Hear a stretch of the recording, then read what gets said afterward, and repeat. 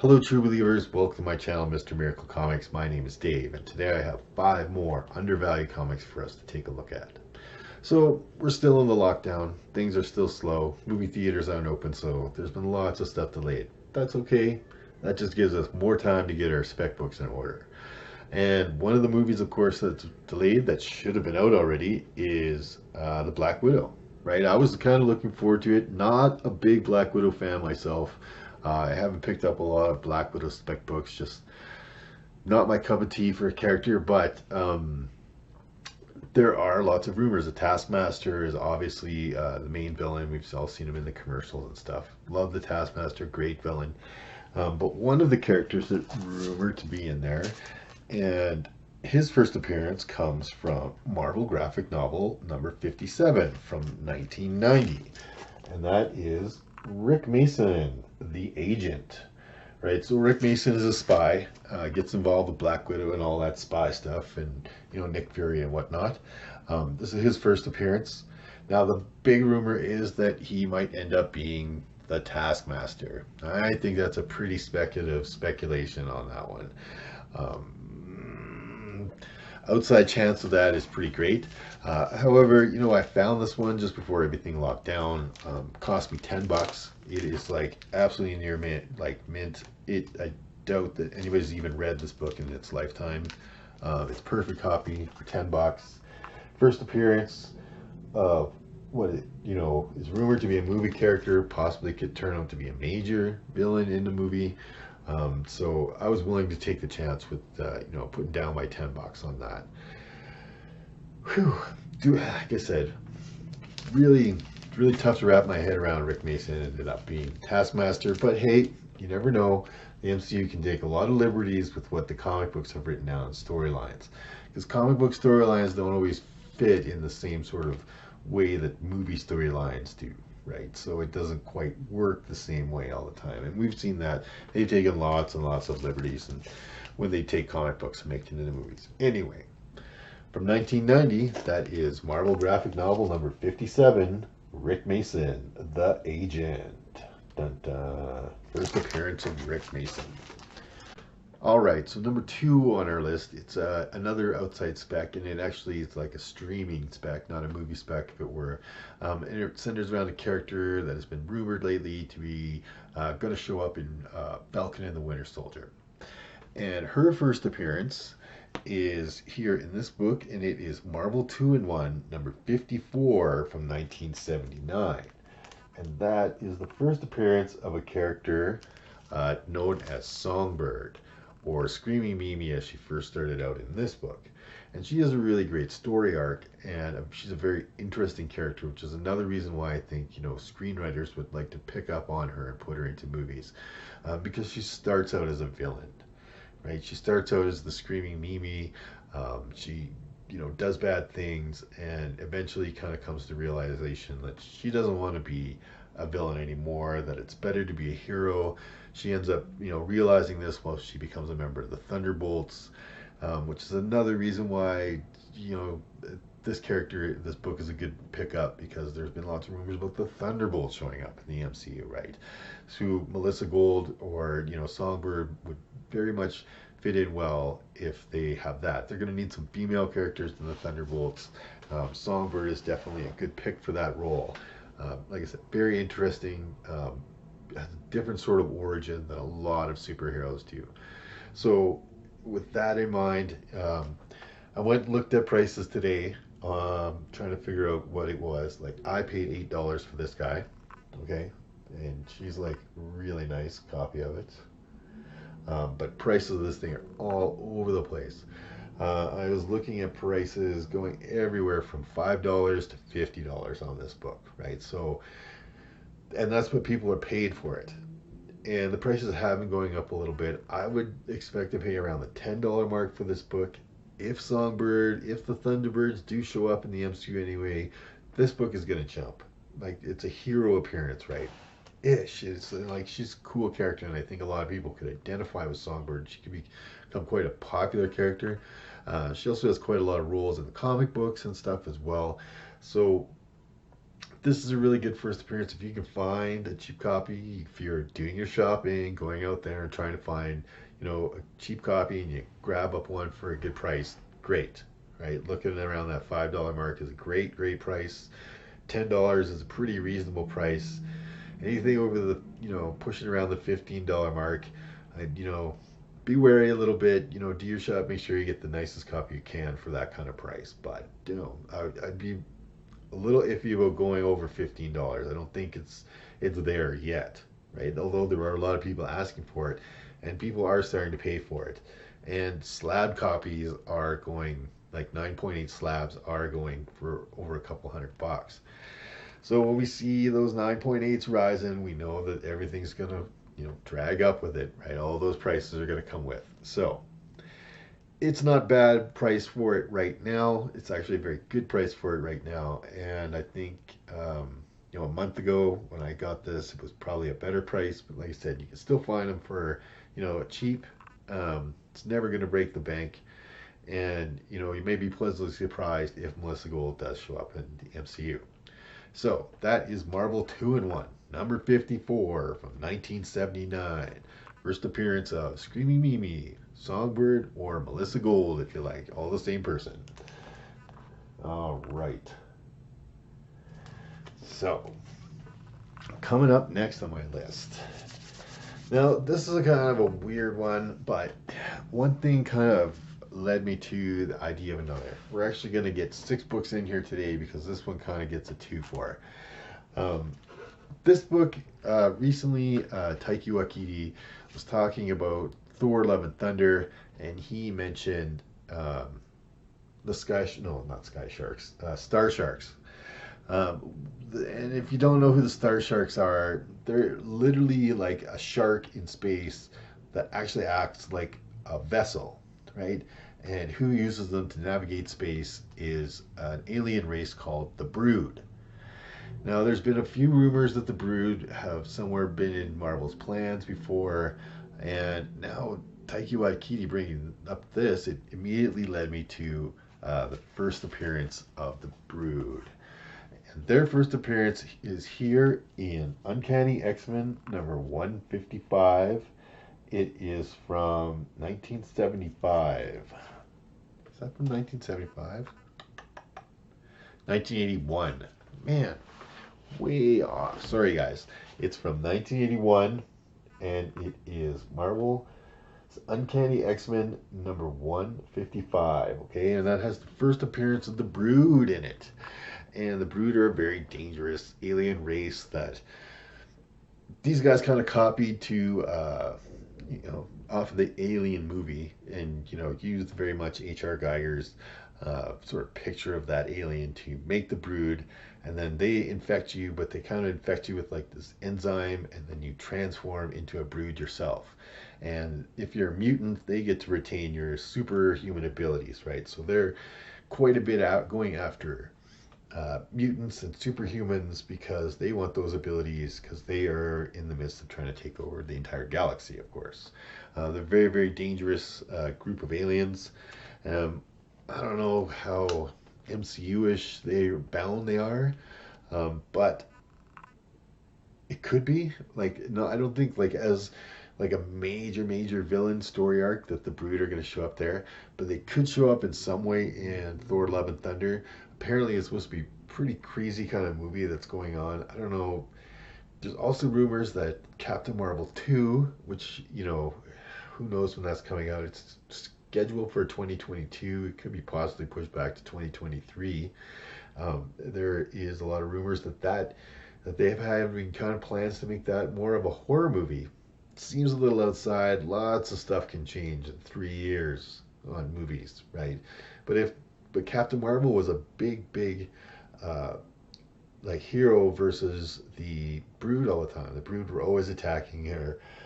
So if they were to make a horror movie with Captain Marvel, which just seems kind of weird, but they might, or even sort of more of a like thriller horror sci-fi kind of movie with the Brood and Captain Marvel, perhaps in 3 years. Like I said, we spec these books way out so that we're not paying stuff. If anything, it is a cool appearance of character, a major alien race in the Marvel universe. They do still continue to have stuff to do with what's going on in the comic books in contemporary times. So they've been around for a long time. Looking at this guy online, it actually does, get a little bit of a price bump already because it's the first appearance of the Brood, and a nice Bronze Age X-Men from 1981. 1981. It is going for around the $10 to $20 mark in very fine near mint raw condition, right? This is a really nice copy that I got for $12, so that fits right into kind of the going price at the time.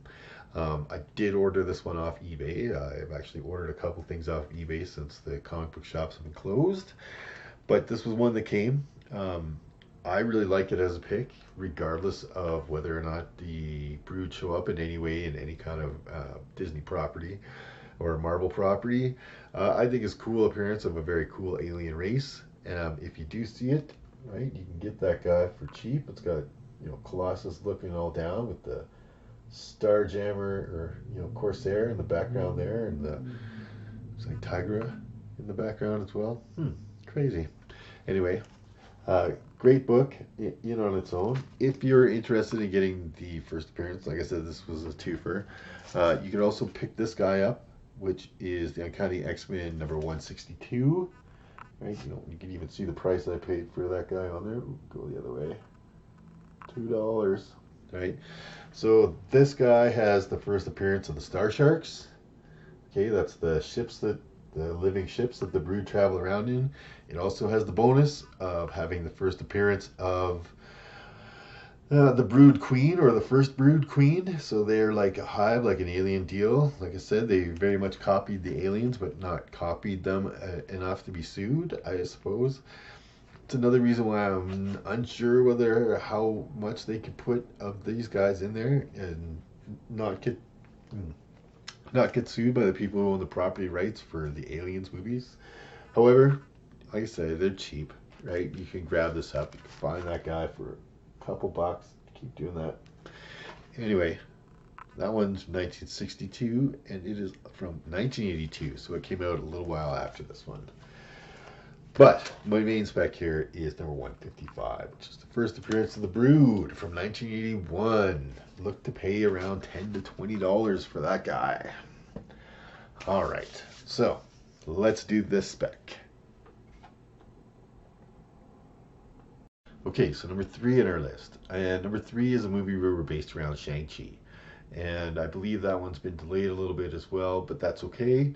But there are a few rumors around that movie, and one of the rumors that centers around is in this book, as well as there is an appearance of a villain in this book that I think is very likely a good villain that's going to show up in the Shang-Chi movie.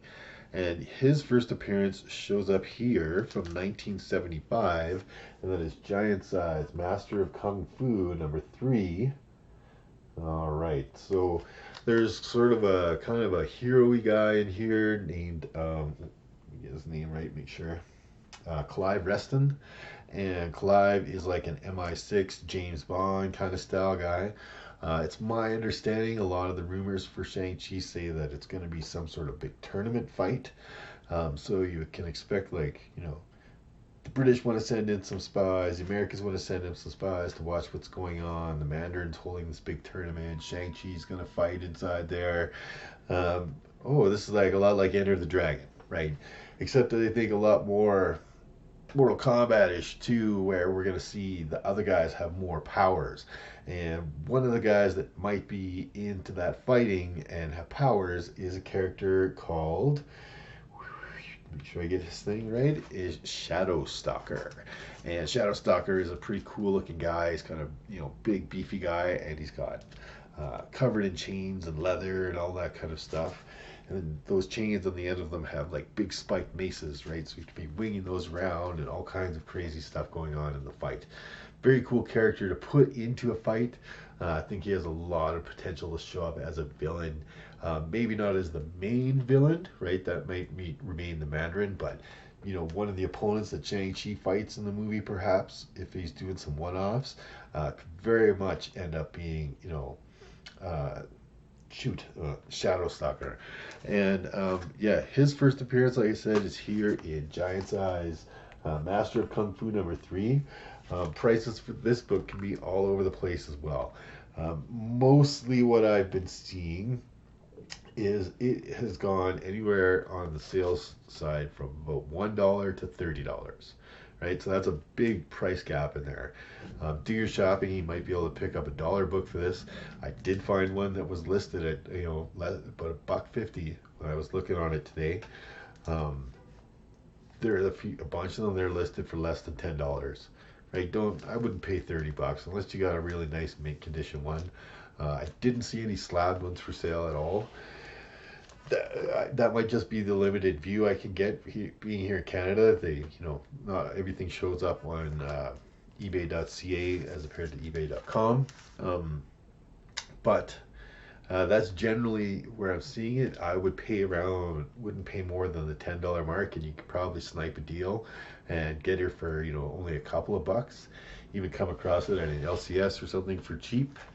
Um, yeah, I got this one. What did I say? It was around the $5 mark, and yeah, I believe I did get this at a local comic show a while back. It was $5, I'm sure. Right? It was one of the reasons I grabbed it up right away. And but yeah, if that character does show up, you can definitely expect to see a rise in this book. And even if Clive Reston shows up, right, he's not going to be a main. He might be a main character. May do it Bloodsport style, where Shang-Chi buddies up with some guy, right? Maybe he's an MI6 agent and they slide him in there, right? Do that. That was the way they went in Enter the Dragon. If they're just going to rip off Enter the Dragon and do it, I mean, it might as well do it Marvel style and go all, big or go home kind of deal. Anyways, I think it's going to shape up to be a pretty fun movie in the long run. I love Kung Fu movies. I love Marvel movies. I'd like to see a Kung Fu superhero movie. I think it's going to be really kick-ass. I think it's really smart of Marvel to play, up different ethnic superheroes, like an Asian superhero like Shang-Chi. Awesome. Like, I'm so into it. Anyway, first appearance of Clive Reston and first appearance of Shadow Stalker, who's a very cool villain, and it comes from 1975, and it is Giant Size Master of Kung Fu #3. Look to pay anywhere from $1 to $30, but pay about $10 max, okay, or less. Awesome.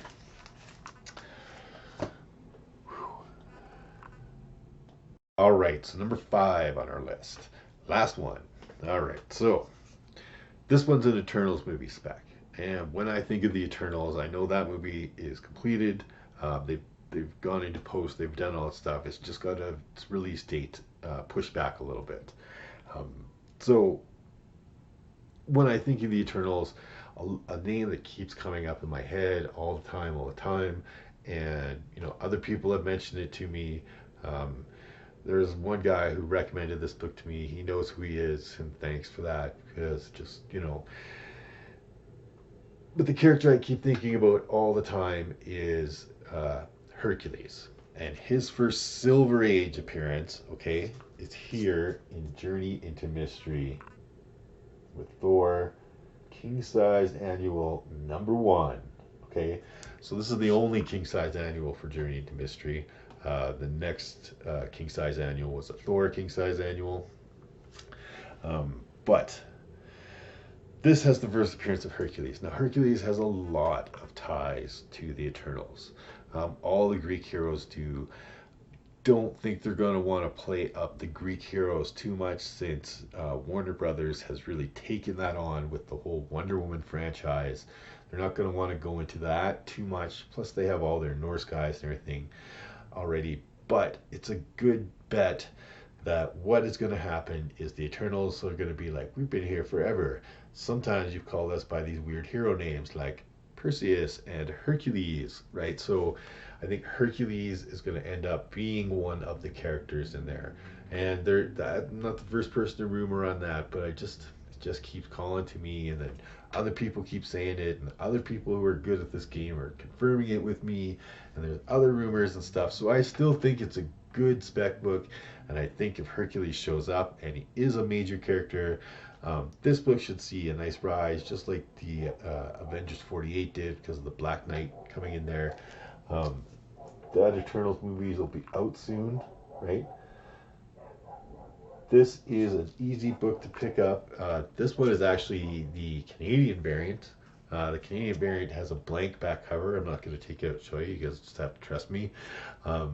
So the Canadian variants are about 1 in 10 in ratio, right? So if there was 100,000 of these printed, 10,000 of them will be the Canadian variant, right? Which had different advertising on the back. In this case, no advertising on the back.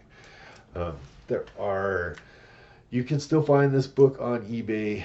It's not particularly in our cheap specs as much, right? I have seen it going for around the $100 mark, $75 mark for mid-grade copies. Every once in a while, a copy will show up for $50, but those are pretty few and far between nowadays. It's more likely you're going to be paying over $75 to $100 for this one for a mid-grade copy. Really nice high-end copies are quite expensive. They get into the few $100s already. If Hercules does end up really showing up in the MCU, this book is going to, definitely going to see a nice, healthy spike, especially if it turns out that Hercules is one of the Eternals and he's a major actor. Or Hercules comes into the Eternals in some other way, just like the Black Knight is somehow going to come into the Eternals. And there's a major actor playing Hercules, right? And we know he's going to stick around, and it's going to generate excitement. And that's going to generate excitement about his first Silver Age appearance. His first ever appearance was from Young Allies from 1945. Not sure which number, the 30s. I should have wrote that down. Anyway, long time ago, very, very expensive book. If you want to go and get his first appearance from 1945, more power to you, but it's going to be a few thousand on that one. That's why that one's not going to show up on our comic book list as undervalued here today. But this one is, because I think this has a lot of potential. Remember, we're looking at lower print runs because it was Silver Age. I mean, they were starting to get there by this time. 1965, they were starting to push the print runs up a little bit, but Thor still wasn't as popular as Spider-Man or the Fantastic Four. He was popular enough to keep his own book going. So there was, you're looking at lower print runs because of the age that it was in, and then how many of those books were completely destroyed, right? There's books that are completely destroyed. There's books that are destroyed past collectability. And comic book collecting really didn't come in for its own for 10 years. So these guys floated around in piles in used bookstores. They got thrown in the trash by moms. It's hard to get a real finger on just how many of these might still exist in the world, and how many Canadian variants would exist out of all of those too, right? So you don't have to pick up a Canadian variant. I think maybe I paid, what did I say I paid? About just under $100 for this, about $75, and it was a Canadian one. So I think I got a bit of a deal on it myself. And but you don't have to get the Canadian variant. You can still find good copies of the regular American published one. And I think if that character shows up, there's a really good chance that this book is going to see a really nice spike in price, just like Avengers 48 did, right? Look to have this character show up in the Eternals, backed by a major actor, or somehow tied in majorly with the Eternals. Because if you read about the Eternals over and over and over again, Hercules is always showing up. The whole Greek gods things, they're very interactive with the Eternals, right?